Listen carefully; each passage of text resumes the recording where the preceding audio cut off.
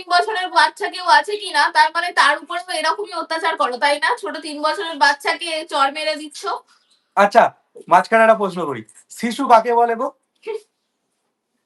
যে করে বিছানায় হিসু। একদম। বিছানায় হিসু করলেও কি মারবো? সেটাই। ওর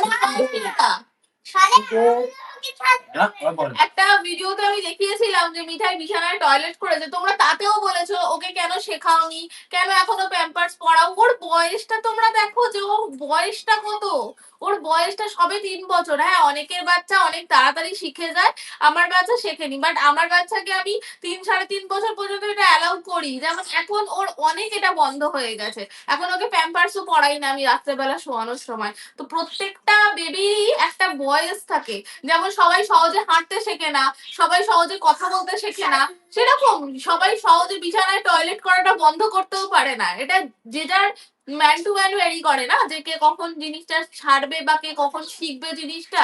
এটা নিয়ে এত জাজমেন্টাল হওয়ার কিছু নেই।